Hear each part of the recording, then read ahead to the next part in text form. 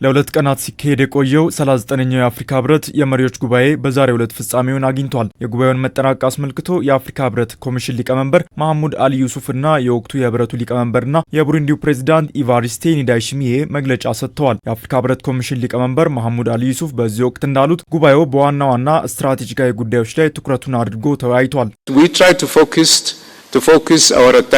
በጉባኤው ላይ ትኩረታችንን በስልታዊ ጉዳዮች ላይ በማተኮር ተወያይተናል። በአብዛኛው በአህጉሪቱ ሰላምና ጸጥታ፣ ስለ ህብረቱ የሪፎርም ስራዎችና የአፍሪካ ህብረት የቡድን 20 ተሳትፎን በሚመለከት በስፋት መክረናል። ከዚህም ባለፈ በርከት ያሉ የህብረቱ ኮሚቴዎች ያቀረቧቸው የአጀንዳ 2063ን የተመለከቱና ሌሎች ሪፖርቶችም ነበሩ። በተለይ አፍሪካ በተባበሩት መንግስታት የጸጥታው ምክር ቤት ቋሚ መቀመጫ እንዲኖራት ማድረግን በተመለከተ ውይይት አድርገናል። አፍሪካ በምክር ቤቱ 2 ቋሚ መቀመጫ እንዲሁም 5 ተለዋጭ መቀመጫዎች ሊኖሯት እንደሚገባም በጉባኤው የጋራ አቋም ይዟል።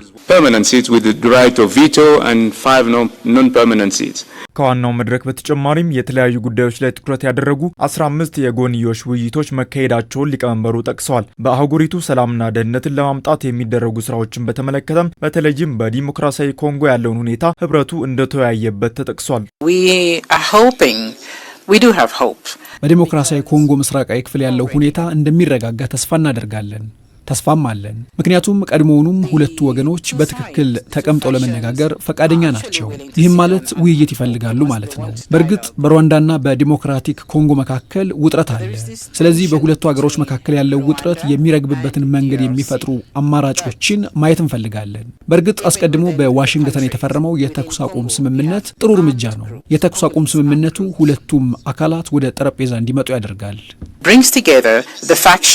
የአጀንዳ 2063ን ለማሳካት የሚደረገው ጥረት በፈተና ውስጥም ቢሆን እንደ አህጉር ጥሩ የሚባል ደረጃ ላይ መሆኑ በጉባኤው ተገምግሟል። በዚህ ውስጥ ለማሳካት ከታቀዱ ጉዳዮች አንዱ የሆነውን የጥይት ድምፅ የማይሰማባት አህጉርን እውን የማድረግ ጉዳይ ከግብ ለማድረስ የተለያዩ ስራዎች እየተከናወኑ ነው ተብሏል።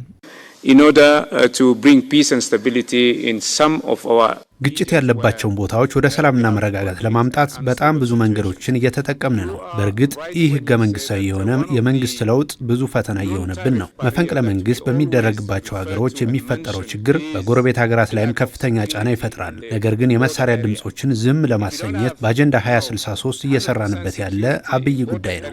ለዚህም ጥረታችንን፣ ሀብታችንን ሁሉ አሟጠን እየተጠቀምን ነው። እነዚህ ስራዎች መሬት ላይ ያለውን ሁኔታ ለመለወጥ የሚረዱ ናቸው። necessary so that we can bring a difference on the ground. ኢትዮጵያ ጉባኤው ስኬታማ በሆነ መንገድ እንዲጠናቀቅ ላደረገችው የላቀ አስተዋጽኦና መስተንግዶ ምስጋናም ቀርቦላታል።